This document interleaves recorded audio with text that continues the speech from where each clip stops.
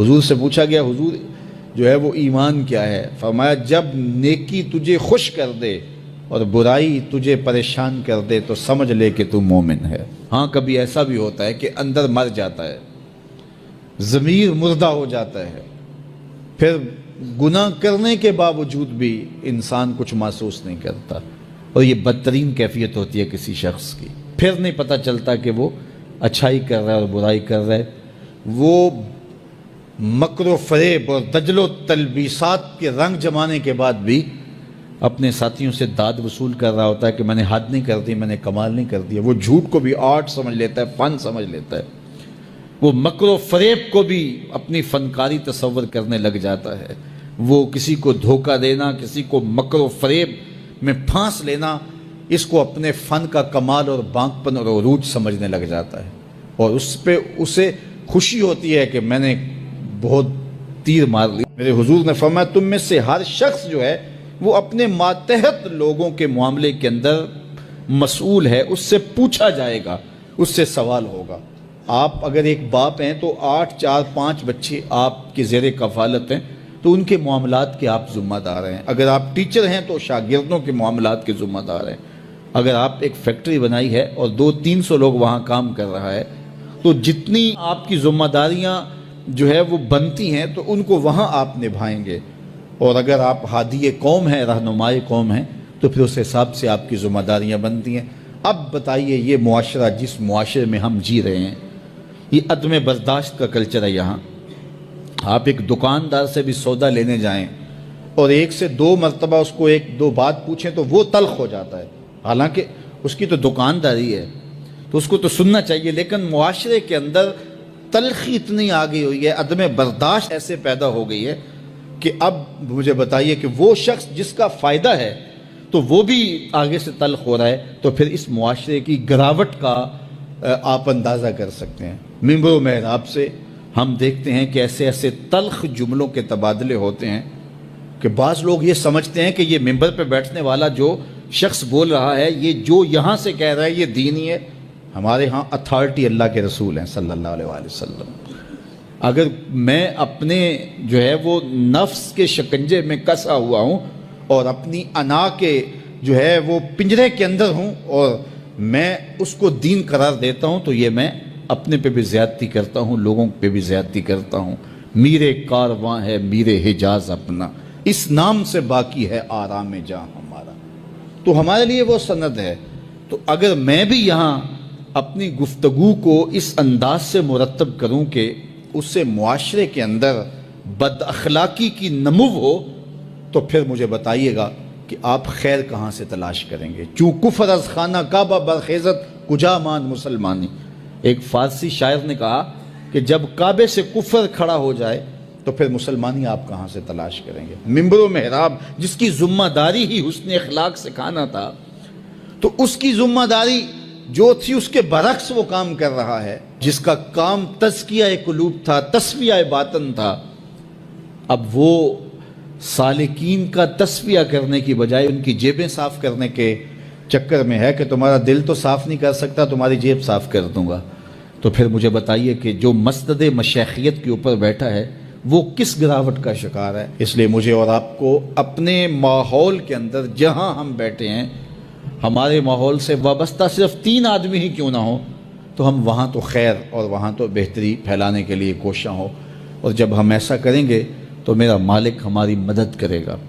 تو یہ وہ نمایاں چیزیں ہیں ہمارے دین کی، حسن اخلاق اور حیا۔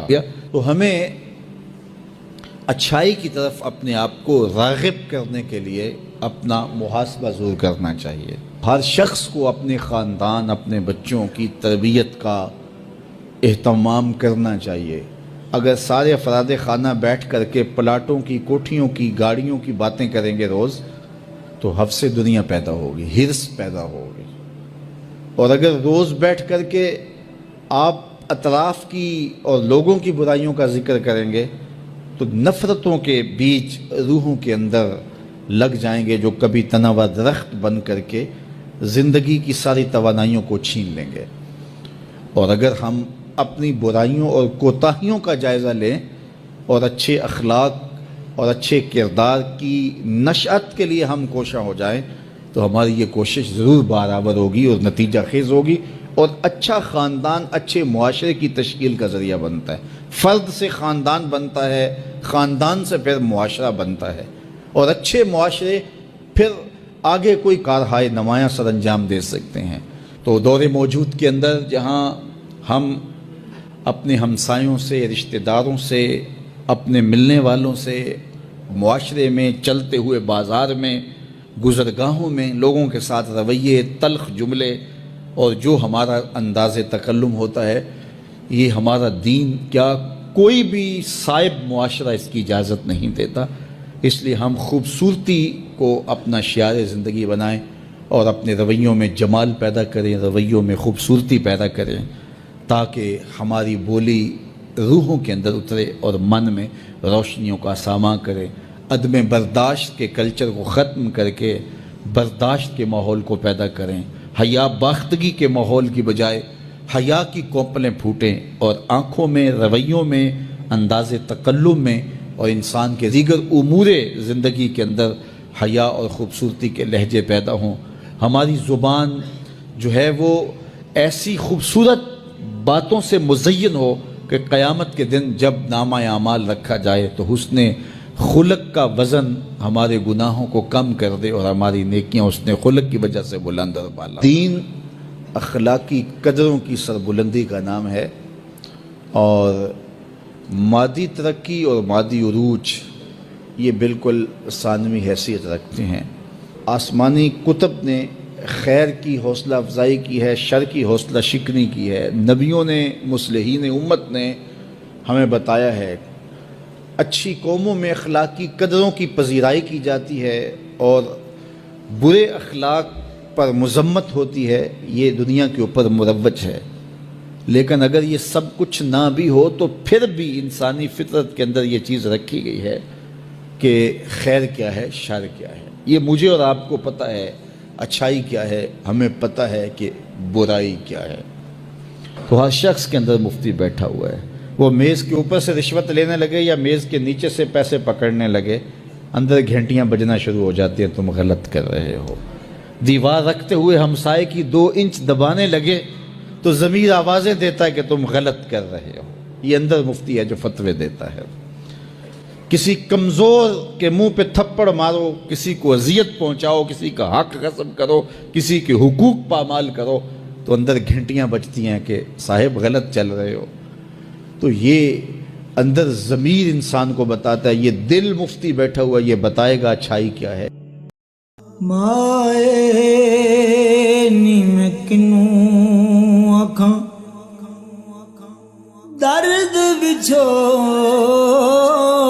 دا حال نی، مائے نیم کنوں آکھاں درد بچھوڑ